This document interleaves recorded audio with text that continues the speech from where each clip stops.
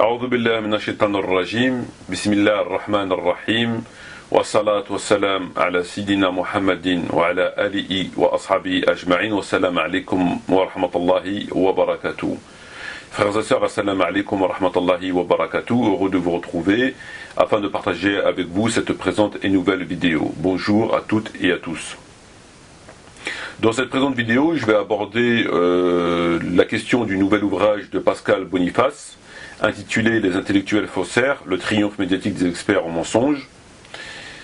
C'est pas dans mes habitudes d'aborder des sujets qui ne sont pas musulmans, qui ne sont pas islamiques. Néanmoins, si j'ai décidé de réagir par rapport à cet ouvrage, c'est lors de la lecture, c'est parce que lors de la lecture de ce livre, j'ai pu constater que Pascal Boniface a évoqué la question de l'islam. Et lors de l'évocation de la question de l'islam, j'ai pu aussi constater qu'il, dans un premier temps, il a commis une erreur lorsqu'il nous explique ce que c'est l'islam par rapport à sur tel point, sur tel sujet. Et dans un deuxième temps, c'est qu'il commet une deuxième erreur, une erreur en tout cas de jugement, lorsqu'il présente Tariq Ramadan comme étant une des victimes de Bernard-Henri Lévy et de Fourest.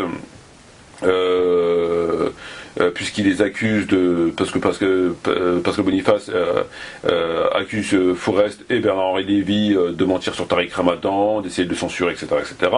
Donc il le présente comme étant une victime. J'aimerais tout simplement réagir à cela et en vous disant à vous et en disant à Monsieur Pascal Boniface que Monsieur Tariq Ramadan non seulement est loin d'être une victime. Il est très loin d'être une victime dans un premier temps, même s'il est en tout cas sur ce que Pascal Boniface l'a dit, puisqu'il me semble que cela soit exact. Néanmoins, il est pas du tout à plaindre, puisque c'est quelqu'un qui est habitué des coups tordus, qui est habitué des coups dans le dos, qui censure systématiquement ceux qui le dénoncent, etc. Donc, bon, de toute façon, il n'a pas grand monde à censurer, puisqu'il n'y a pas grand monde. Néanmoins, je vais apporter la preuve que c'est pas du tout une victime et qu'il n'est pas du tout à plaindre. Mais comme M. Pascal Boniface n'est pas au fait de ce qui se passe dans la communauté, entre guillemets, communauté musulmane vivant en France, donc bon ben il sait pas. Mais bon, on peut pas non plus lui jeter la pierre, on peut pas non plus reprocher à M. Pascal Boniface d'avoir dénoncé une injustice, parce que si BHL et Fourest ont agi ainsi, ça reste une injustice, même si elle est commise à l'égard de quelqu'un qui, à mon sens, est encore plus injuste que entre guillemets, ses bourreaux. Alors, nous allons entrer, si vous le voyez bien, dans le fond du sujet pour évoquer la première erreur que Pascal Boniface a commise dans son livre, donc Les intellectuels faussaires. Il a évoqué à un moment donné, à plusieurs reprises, l'islam et sur un sujet de fond. J'ai retenu que 2 points pour éviter de m'étaler sur les autres sujets, parce que ça m'aurait pris beaucoup de temps, et donc c'est pas le but, et ça n'intéressera pas forcément les personnes qui ont l'habitude de m'écouter. Néanmoins, j'ai relevé 2 points qui semblent assez importants, et on peut les débattre et les expliquer assez rapidement. Alors, Monsieur Pascal Boniface dit dans son livre, donc à la page 73 ou plutôt 67 de son livre, donc à la page 67 de son livre, donc ouvert sur des guillemets, il nous dit: par ailleurs, les mouvements islamistes sont initialement transnationaux et de ce fait très éloignés du nationalisme caractérisé des fascismes européens. Le chercheur Stéphane Durand rappelle ainsi que les mouvements fascistes étaient par nature impérialistes et expansionnistes. Or, si les cellules de Al-Qaïda opèrent dans de nombreux pays ou rêvent d'une reconquête de l'Andalousie et de la restauration du califat, le Hamas et le Hezbollah sont eux en lutte contre des occupations territoriales. Fin de citation, fermeture du guillemets. Alors, pour résumer, et si j'ai bien compris, Pascal Boniface nous dit qu'il faut faire la différence entre Al-Qaïda et le Hezbollah ou le Hamas, puisque selon Pascal Boniface, Al-Qaïda a des visées expansionnistes, rêve de la reconquête de l'Andalousie et de la restauration du califat, alors que le Hamas et le Hezbollah, eux, sont en lutte contre des occupations territoriales. Donc il faut faire la distinction entre eux. Alors sur ce point-là, c'est inexact. C'est inexact puisque sur le sujet de l'expansion de l'islam, le Hezbollah, tout comme le Hamas ou Al-Qaïda ou d'autres mouvements entre guillemets islamistes, ne divergent pas. N'ont absolument aucune divergence sur ce point. Et donc il est inexact de dire qu'il faut faire la distinction entre Al-Qaïda, qui rêve de la reconquête de l'Andalousie et de la restauration du califat, et le Hezbollah et le Hamas qui luttent contre les occupations territoriales. Pourquoi c'est une erreur? Puisque si on écoute ce que a dit l'imam Khomeini concernant l'expansion de l'islam, on verra que c'est exactement ce que disent tous les mouvements entre guillemets islamistes. Voilà.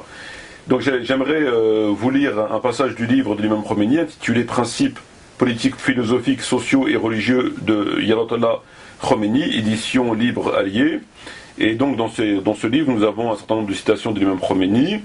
Et celle que je vais vous lire vient de ce livre et est une citation donc des propos de l'imam Khomeini. Alors, l'imam Khomeini donc nous dit, donc ouverture des guillemets, tout pouvoir laïque, quelle que soit la forme sous laquelle il se manifeste, est forcément un pouvoir athée, œuvre de Satan. Il est de notre devoir de l'enrayer et de combattre ses effets. Le pouvoir satanique ne peut engendrer que la corruption sur la terre, le mal suprême qui doit être impitoyablement combattu et déraciné. Pour ce faire, nous n'avons d'autre solution que de renverser tous les gouvernements qui ne reposent pas sur les purs principes islamiques et sont donc corrompus et corrupteurs, de démanteler les systèmes administratifs très pourris, tyranniques et injustes qui les servent. C'est non seulement notre devoir en Iran, mais c'est aussi le devoir de tous les musulmans du monde, dans tous les pays musulmans, de mener la révolution politique islamique à la victoire finale.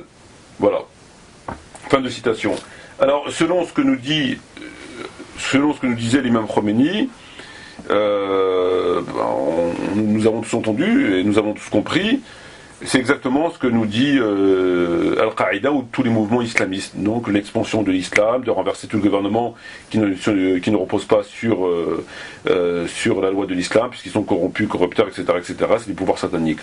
Donc lorsque M. Pascal Boniface nous dit que, je le recite par ailleurs, les mouvements islamistes sont initialement transnationaux et de ce fait très éloignés du nationalisme caractérisé du fascisme européen. Le chercheur Stéphane Durand rappelle ainsi que les mouvements fascistes étaient par nature impérialistes et expansionnistes. Or, les cellules de Al-Qaïda opèrent dans de nombreux pays où rêvent d'une reconquête de l'Andalousie et de la restauration du califat. Le Hamas et le Hezbollah sont eux en lutte contre les occupations territoriales. Voilà, donc c'est inexact, c'est exactement comme on a pu le voir la même chose. Et tous les leaders des mouvements entre guillemets islamistes, que ce soit en Iran, ou que ce soit en Égypte, ou que ce soit en Algérie et ailleurs, disent tous la même chose sur la question de l'expansion de l'islam. Et ils se réfèrent à cela conformément au Coran et à la sunna du prophète Mohammed alayhi salam. Donc voilà pour la première erreur, la première réflexion que je voulais apporter sur la question de l'islam sur le fond. Ensuite, nous avons d'autres propos de Pascal Boniface dans son livre à la page 73, donc ouverture des guillemets. Donc M. Pascal Boniface nous dit, donc ouverture des guillemets, on a beaucoup dit que les Arabes physiquement présents en France depuis 2 ou 3 générations ne peuvent s'intégrer parce qu'ils sont musulmans, à la différence des précédentes vagues d'immigrés, espagnols, italiennes, polonaises, etc. Si le constat est exact, les problèmes d'intégration et la difficulté dans les banlieues, il y a erreur sur les causes du phénomène. L'explication n'est pas religieuse et ethnique, mais sociale.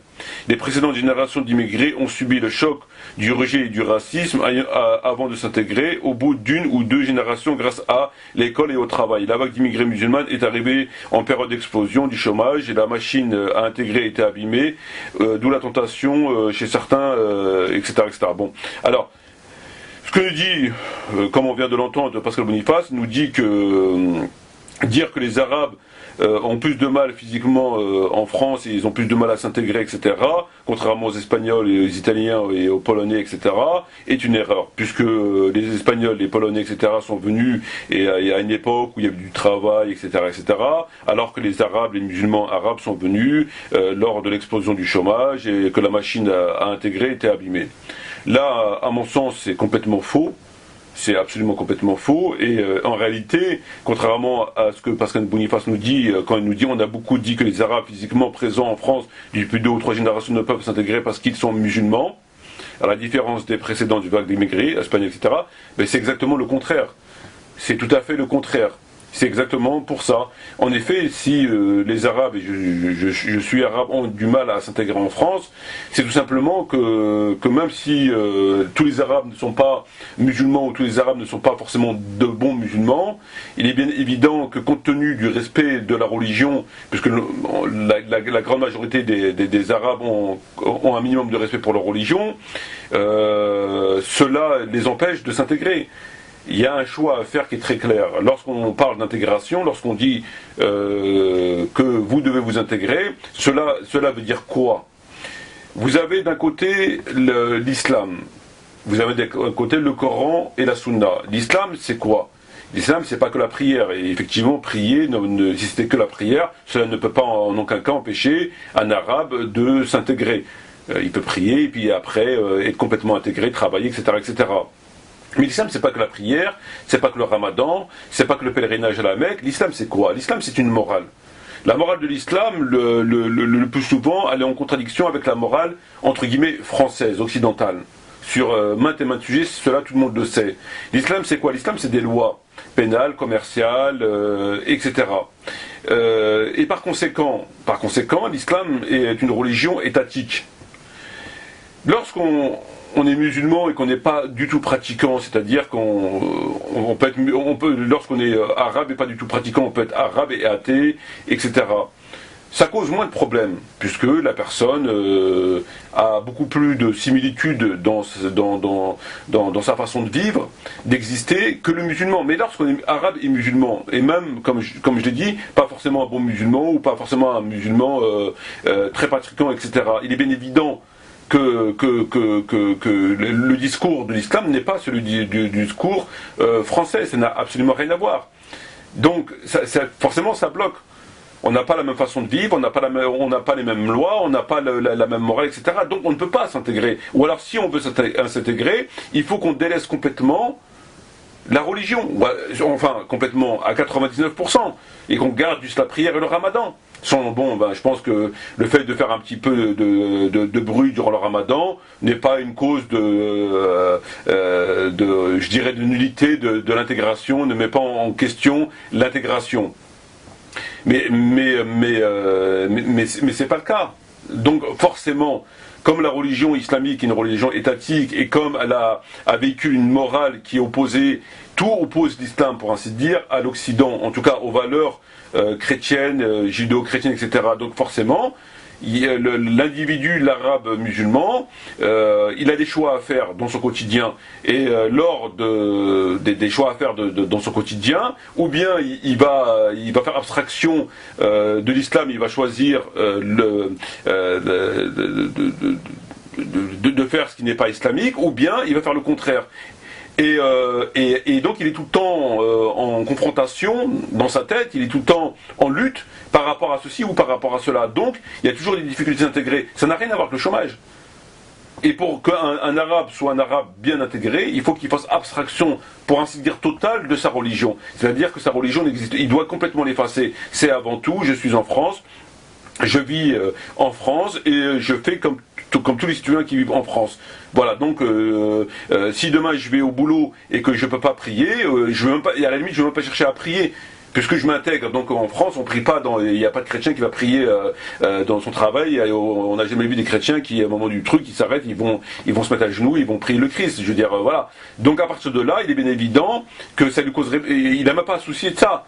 Mais on n'en est pas là aujourd'hui, on en est, les conflits qui existent, que ce soit par rapport à hijab, par rapport au niqab, par rapport à la prière qu'on ne peut pas faire, etc., c'est que l'arabe musulman est en confrontation, en lutte permanente avec ces deux discours. Alors d'un côté, comme il veut vivre en France et qu'il a un certain nombre d'intérêts en vivant en France, donc il est en France, et de l'autre côté, de temps en temps, dans son quotidien, il se rappelle qu'il est musulman. Alors tantôt, je me rappelle que je suis musulman, j'ai besoin de boucherie. Tantôt, je me rappelle que je vais mourir, que je suis musulman, donc je vais me soucier est-ce que je vais faire des carrés en France ou est-ce qu'on va m'emmener en Algérie ou au Maroc ou en Tunisie, etc. Et tantôt, c'est une obligation de faire la prière à l'heure. Alors là, ça m'empêche. Donc voilà. Donc il est tout le temps, voilà. Et plus il est musulman, et plus il aura des problèmes à l'intégration, parce que plus il voudra appliquer les textes. Alors on n'en est pas comme ils le font en Angleterre, à vouloir des tribunaux islamiques, mais c'est une question qui peut demain se poser dans l'esprit des musulmans, à vouloir appliquer la loi en matière d'héritage, ou la loi en matière du voleur, etc. Et, je veux dire, si les musulmans, il est censé les appliquer. Voilà, et là, le problème, il vient pas du système français, le problème, il vient de nous. C'est-à-dire, ou bien on décide de vivre en France, et la religion passe après, donc d'abord on soumet au système français, et dans ces cas-là il n'y a pas de problème, ou bien on veut pratiquer complètement notre religion, dans ces cas-là il faut trouver des solutions à cela. Et c'est ce qui se passe en général par exemple sur la question du niqab. Vous voyez des femmes qui veulent porter le niqab, donc il y a des gens qui veulent pas se transiger et qui disent voilà, moi je ne transige pas sur ma religion, c'est Dieu qui passe avant tout, et patati patata. Mais ils tiennent ce discours d'un côté, mais de l'autre, ça ne les empêche pas le lendemain d'aller faire la queue pour toucher la CAF, pour toucher l'APL, etc. Il y a une contradiction. D'un côté, on est incorruptible, on ne transige pas sur l'islam. Dans ces cas-là, pourquoi vous n'essayez pas le reste du Coran, visiblement, ça ne leur cause pas de problème. Que la zakat n'existe pas, qui sont soumis à des lois qui sont contraires à l'islam et qui vivent dans l'immoralité, etc. Ça leur cause pas de problème tout cela. Mais d'un côté, ils vont te dire on transige pas sur le niqab, etc. Donc là, c'est eux-mêmes, ils ont un problème dans leur façon de pratiquer leur religion. Voilà. Donc le problème, c'est bien l'islam. On ne peut pas mettre un État dans un État.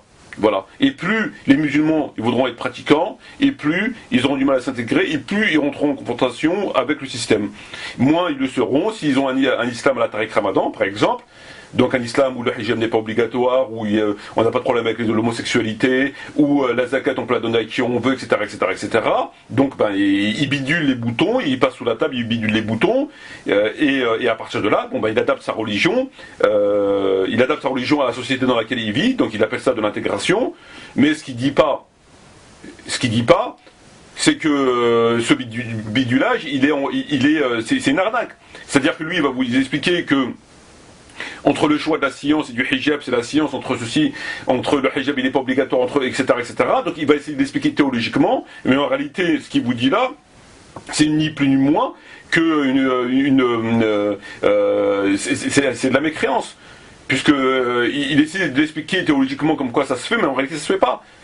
Alors tantôt, pour infirmer ou pour essayer de détourner la question, on va jouer sur le compte, etc. Donc voilà, donc le problème il est là. Bon, c'est pas le but de la vidéo, mais le problème il est là. Donc, contrairement à ce que nous dit Pascal Boniface, lorsqu'il nous dit que le problème, lorsqu'on dit que les Arabes musulmans ont plus de mal à s'intégrer que les Italiens, que les Portugais, que les Espagnols, et que ça n'a aucun rapport avec leur religion, mais c'est uniquement parce que la première vague d'immigrés, ils avaient du boulot, qu'aujourd'hui les Arabes ils en ont pas, et donc le chômage a explosé. C'est faux, c'est complètement faux. Ça n'a absolument rien à voir. Les Chinois ils sont venus après, et les Chinois ils sont très bien intégrés, etc. Donc ça n'a absolument rien à voir. Voilà sur les deux points que je voulais évoquer par rapport à la question de l'islam. Et enfin, maintenant nous allons aborder, si vous voulez bien, la question des faussaires. Alors, très chers frères, très chères sœurs, à vous qui m'écoutez, Pascal Boniface dans son livre nous dit quoi? Il nous dit que un des points communs de la plupart des faussaires mentionnés dans les pages qui suivent, c'est justement qu'ils refusent ce débat et essayent de faire taire ceux qui ne partagent pas leur opinion. Alors qu'ils agitent en permanence les principes voltairiens, ils se conduisent en censeurs impitoyables. Voilà. Donc le point commun que tous les faussaires ont, que Pascal Boniface a évoqué dans son livre, donc c'est que ils refusent le débat. Ils agitent en permanence les principes voltairiens, ils se conduisent en censeurs impitoyables, etc., etc. Voilà. Donc ça c'est le point commun des faussaires. Et c'est le point aussi commun on doit intégrer dans cette définition Tariq Ramadan. On doit intégrer Tariq Ramadan. On ne peut pas jeter la pierre sur Bernard-Henri Lévy, sur Fourest, en leur disant que vous êtes des menteurs, vous êtes des menteuses, etc., etc., etc., etc., vous vous tapez sous la ceinture, et présenter Tariq Ramadan ou toute autre personne comme étant une victime, et accepter ce que fait Tariq Ramadan. C'est exactement la même chose, seulement M. Pascal Boniface et bon nombre d'entre nous ne sont pas au courant des agissements de Tariq Ramadan. Et voilà, et le problème, il est toujours dans la méconnaissance des choses. Alors pourquoi Tariq Ramadan ne vaut pas mieux que Bernard-Henri Lévy en matière de censure ou en matière de coups bas ou de coups tordus, ou que Caroline Fourest en matière de mensonges et de déformation des textes et d'accusations fallacieuses? Tout simplement que Tariq Ramadan est, comme j'ai dit, comme eux, exactement, et même pire que eux. Pourquoi? Alors, bien sûr, vous n'allez pas avoir un intellectuel français ou un philosophe français ou un prêtre ou un rabbin venir vous dire demain qu'il a été censuré par Tariq Ramadan, etc. Tous ces gens ne causent pas de problème à Tariq Ramadan dans le débat. Ne sont pas un danger, ne posent pas de problème à Tariq Ramadan. Donc il n'a aucune raison de vouloir les censurer, etc. Mais pour nous autres musulmans, c'est pas pareil. C'est à ce moment-là que les masques tombent. Pourquoi? Alors, en quoi Tariq Ramadan n'est pas différent sur ce point que Caroline Fourest, que Pascal Boniface qualifie de céréale menteuse, ou de Bernard-Henri Lévy qui qualifie de seigneur et maître des faussaires? Pourquoi Tariq Ramadan ne vaut pas mieux qu'eux sur ces qualificatifs? Alors moi j'aimerais vous relater la façon de faire de Tariq Ramadan et de ses copains. Je l'ai évoqué dans des vidéos précédentes et je vais les réévoquer à présent. Alors, nous, moi, Maître Maty, nous avons toujours tenté de rentrer en contact avec la communauté musulmane vivant en France et d'aborder différents sujets. Ce qui est tout à fait noble, ce qui est tout à fait bien, ce qui est tout à fait salutaire. Néanmoins, certains ne l'entendent pas comme ça. Ceux qui veulent garder la mainmise sur la communauté musulmane en France, alors ça va de Tariq Ramadan à l'UIF, à la mosquée de Paris, etc., etc. Eux, par contre, ils n'ont pas du tout, partagent pas du tout ce point de vue. Pour le rappel des faits, nous avons été victimes des agissements beaucoup plus graves que ceux dont sont accusés Caroline Fourest ou Bernard-Henri Lévy. En ce qui me concerne, dès lors que j'ai commencé à évoquer et à dénoncer Tariq Ramadan, j'ai été victime de censure particulièrement agressive de sa part ou de ses copains. Alors, rappel des faits. J'ai fait un livre qui s'intitule Tariq Ramadan, imposteur du XXIe siècle, pour dénoncer ces mensonges qui sont énormes. Et lors de la publication de cet ouvrage, j'ai très étrangement été contacté par un des responsables du site de Oumma.com. Alors Oumma.com a été sollicité par nous bien avant la volonté l'intention d'écrire ce livre. Donc ce livre n'existait pas, il n'y avait pas de trace d'une quelconque écriture de cet ouvrage. Ils ont toujours refusé de nous faire de la pub, mettre un lien sur leur site ou faire de la pub pour un autre ouvrage. Toujours. Pourquoi? Parce qu'on connaît leur orientation. Leur orientation, elle est débile. C'est-à-dire que ils veulent marier les valeurs, disons-le, mécréantes, et l'islam. Alors tantôt c'est l'islam qui va primer, tantôt c'est la mécréance qui va primer. Voilà, c'est ce qu'on appelle une choucroute, une tralata, c'est du n'importe quoi. Voilà, donc c'est aussi simple que ça. C'est vraiment. Alors bien évidemment, ils sont contre ce genre de message. L'islam, à 100%, ils sont contre. Voilà. Donc, lorsqu'ils ont appris que j'allais écrire un livre sur Tariq Ramadan, ils m'ont contacté un dimanche matin. Alors que j'allais boire mon café, un dimanche comme ça, tiens, bizarrement, après des années de boycott enfin, ils me contactent en me disant que pourquoi pas faire de la pub sur leur site, pourquoi pas faire de leur pub sur leur site, mais il y avait quand même un petit problème si on venait à travailler ensemble, c'est que le livre de Tariq Ramadan que vous avez l'intention d'écrire, il ne faudrait pas l'écrire.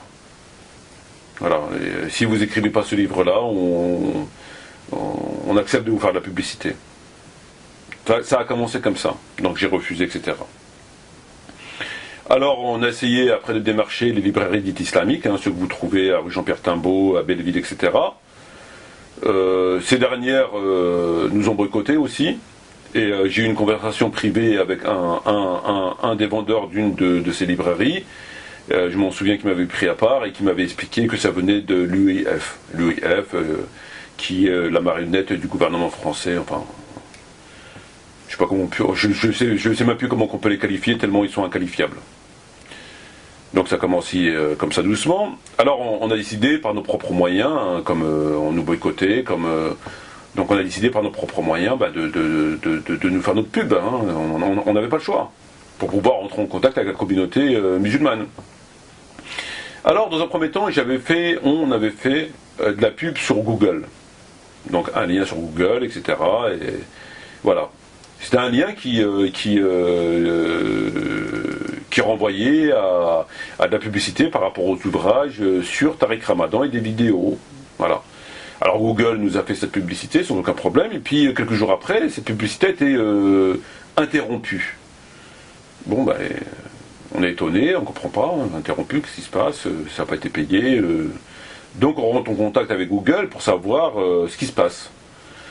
Alors Google nous apprend qu'ils avaient reçu des coups de fil, que Google avait reçu des coups de fil de la part de gens, lesquels disaient qu'il ne faut pas faire de pub à mathématiques, etc., puisque c'est islamiste, terroriste, etc., etc. Bon, donc en attendant vérification du contenu du lien publicitaire que vous nous avez donné, on suspend la pub, très bien. Quelques heures après, la pub a été remise, ils ont vérifié, c'était du Tariq Ramadan.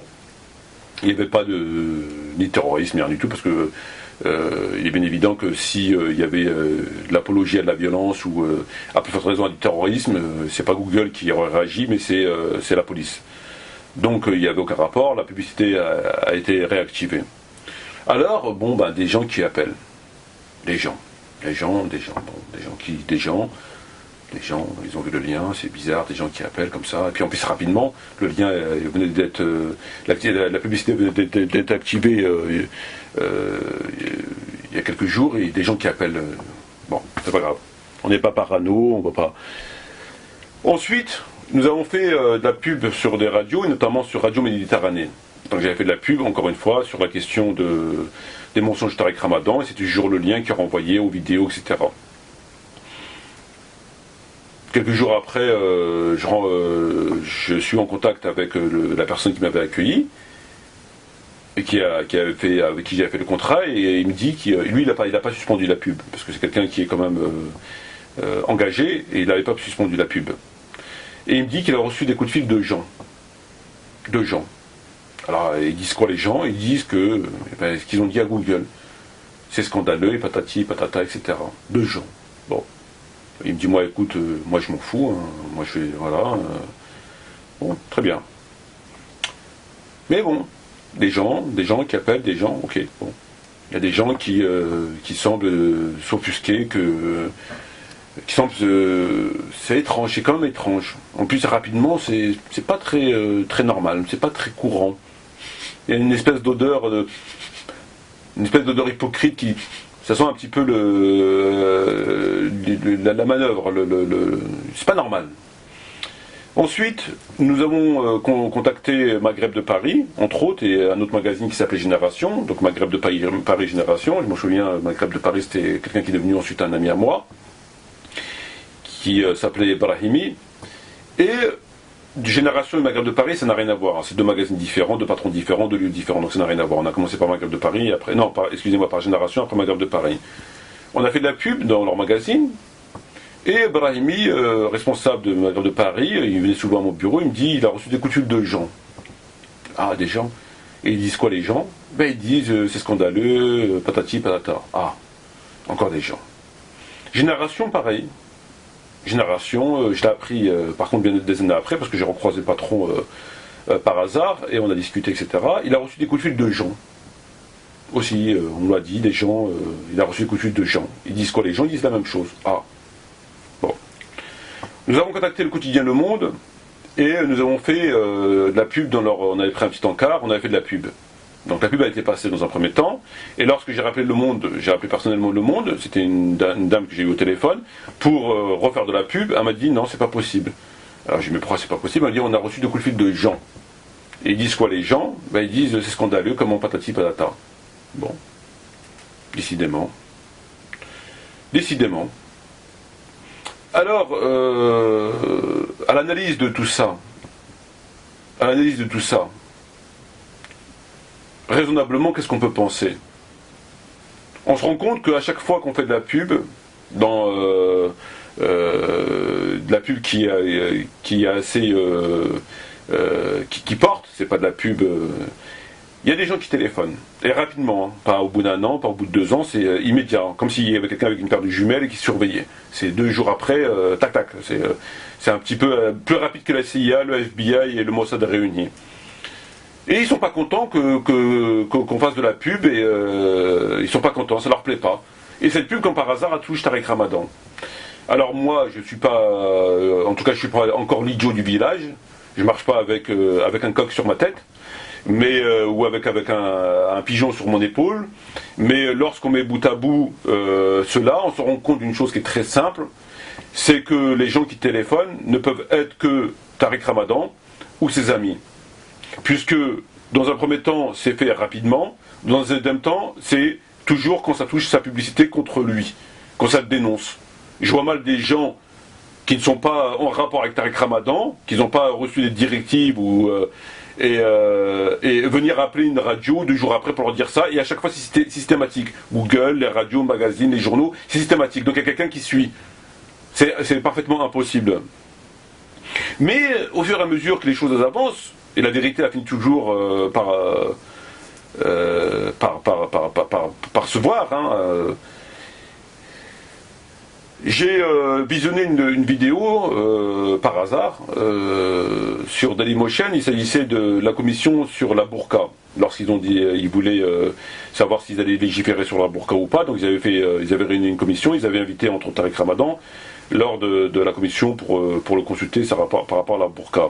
Et lorsque j'ai visionné cette vidéo, j'ai vu que Jean Glavani, donc qui est intervenu dans la vidéo, avait attaqué, enfin, s'en est pris quand même à Ramadan, l'accusant d'être ceci, de cela, etc. Et donc ce dernier expliquait, Jean Glavani expliquait, qu'après son accrochage avec Tariq Ramadan, il avait reçu des mails qui l'insultaient, etc., etc. Et donc il avait entamé une enquête, et il s'avère que les mails provenaient de Tariq Ramadan, des amis de Tariq Ramadan. Tariq Ramadan payait des gens pour envoyer ces mails. Alors moi, j'ai pas de rapport avec Jean Glavani, je le connais ni de près ni de loin, mais franchement, il faut vraiment pas être très très fut-fut pour se rendre compte qu'on subit la même chose et qu'il est impossible que tout cela soit le fait de gens différents, d'un hasard, et que cela n'a pas de rapport avec la pub qui dénonce Tariq Ramadan. C'est tout à fait impossible. Je veux dire, en termes juridiques, on appelle cela des indices graves et concordants, et en général, la personne elle est mise en examen. Là, c'est très clair. Donc pour moi, c'est très clair, ça vient de ses copains. Il doit payer des gens et pour qu'ils censurent les personnes qui tentent de le dénoncer. Donc lorsque M. Pascal Boniface vient reprocher à BHL ou à Fourest de faire des procès d'intention à Ramadan et de ceci et de cela, moi j'aimerais dire que à la limite il faut le laisser crever parce que il est je veux dire voilà, il fait que ça, je veux dire, il est maître en fourberie, je veux dire, il est maître en fourberie. Donc qu'est-ce qu'on va défendre quelqu'un qui lui-même utilise des méthodes encore plus lâches, plus traîtres qui subit. Il fait exactement la même chose et en 1000 fois pire. Donc voilà, donc je trouve ça quand même regrettable. Vous savez, lorsque Pascal Boniface dit que, en général, on est attaqué par ces intellectuels, lorsque on a des propos, lorsqu'on veut critiquer par exemple Israël, donc on est systématiquement attaqué d'antisémitisme pour éviter le débat. Nous, en islam, on a la même chose. Lorsqu'on veut handicaper quelqu'un, lorsqu'on veut réduire quelqu'un au silence, lorsqu'on veut le mettre hors course, qu'est-ce qu'on fait? On ne va pas débattre avec lui. On ne va pas venir débattre avec lui en expliquant face à face, comme des hommes, comme des gens valeureux, des gens honnêtes. Non, on ne fait pas ça. Comme on sait très bien qu'on n'a aucune chance et qu'on dit des conneries, qu'on ne connaît absolument rien, qu'est-ce qu'on fait? On ne va pas dire antisémite, parce qu'antisémite, à la limite, dans le domaine de l'islam, c'est plus une qualité qu'un défaut. Mais on dit t'es chiite. Chiite, c'est très bien. C'est exact, ça a fait le même effet qu'antisémite. Dire à quelqu'un t'es chiite, c'est bon. On s'arrange pour essayer de déformer ses propos, exactement comme beaucoup de sionistes font. Exactement la même chose. Et c'est ce que Tariq Ramadan aussi fait. Parce qu'en dehors du fait qu'il essaye de faire rappeler, parce que je ne pense pas qu'il ait le temps lui directement de le faire, mais je pense qu'il y a quelqu'un qui est derrière un ordinateur et qui voit un petit peu ce qui se passe le concernant, et après il prend son téléphone et il fait la personne scandalisée, oui c'est scandaleux, c'est honteux, c'est des terroristes, etc. En dehors de ça, lui-même il le fait dans son petit coin. Moi j'ai eu une personne que je connais pas et que j'ai discuté avec lui sur Facebook et qui m'a dit lors d'une conférence, à la fin de la conférence il est parti lui parler et lorsqu'il a évoqué mon nom, il m'a dit non, je ne parle pas avec lui, il cheat. D'autres personnes en Afrique que je connais pas qui m'envoient des mails pour commander des livres, etc. m'ont dit lors d'une conférence, et il m'a dit voilà, il fait la même chose. Il le ferait pas ça, dire je suis chiite, parce que bon de toute façon je le suis pas, c'est une évidence, mais il ne pourrait pas le faire, ça ne tiendrait pas s'il le faisait devant des gens qui ont malheureusement chez nous on n'est pas très fut-fut, je veux dire ça marche mieux que chez les occidentaux, mais il ne pourrait pas le faire parce que ça va pas. Oui, il est chiite, il est même athée si tu veux, mais il y a une question, vous voudrez avoir la réponse à la question. Je veux dire, c'est pas parce qu'un chiite va dire que le soleil il est rond qu'on va dire non, il n'est pas rond, il est carré, il est triangulaire. Et c'est pas parce que voilà, donc ça marche mais ça peut pas marcher avec quelqu'un qui recherche, qui veut savoir, qui veut comprendre. Voilà. Donc ce genre de propos il le tient, il sait avec qui le tenir. Donc lorsqu'on réunit bout à bout tout ça et que on se rend compte que c'est lui, que c'est ses copains. Voilà, c'est ses copains qui font en 1000 fois pire ce que BHL ou Forest ont fait. C'est exactement la même chose, mais en pire, en plus sale et en plus bas. Voilà, à défaut de taper juste sur la ceinture, lui il tape dans les parties intimes. Parce qu'il a peur du débat. Lorsque Pascal Boniface nous dit qu'on doit accepter le débat, que n'importe quel intellectuel doit accepter le débat, etc., il faudrait rappeler que le débat il le fut depuis 10 ans. Il le dit dans ce livre Pascal Boniface, c'est un des points communs de la plupart des faussaires mentionnés dans les pages qui suivent, c'est justement qu'ils refusent ce débat et essaient de faire taire ceux qui ne partagent pas leur opinion. C'est ce qu'il fait. Ça fait 10 ans qu'on l'invite au débat, il ne veut pas. Vous appelez ça un intellectuel? Moi j'appelle ça un faussaire. Alors si on qualifie de Bernard-Henri Lévy de seigneur et maître des faussaires, moi je pense que Tariq Ramadan, il est au moins ça, au moins. Il est au moins ça. Voilà. Donc voilà ma réaction par rapport au livre donc Les intellectuels et faussaires de Pascal Boniface. Je voulais réagir parce que lorsque je constate que certains sont dupes et sont pas au fait de ce qui se passe et qui prennent la défense de personnes qui sont des tordus et des lâches, bah, ça m'agace un petit peu. Et puis lorsqu'on évoque la question de l'islam, j'aimerais rappeler que on peut parler de tout, mais qu'il faut éviter d'essayer de tout expliquer lorsqu'on n'a pas les connaissances. Voilà, tout simplement. Lorsqu'on fait la distinction entre le Hezbollah et Al-Qaïda sur la question de l'expansion de l'islam, ils n'ont absolument aucune divergence sur cette question-là. L'islam préconise l'expansion. Elle a été faite à partir du prophète Mohammed ils sont venus jusqu'à Poitiers. Ils ne sont pas venus à Poitiers comme ça pour faire un pique-nique ou pour savoir si le fromage il était bon.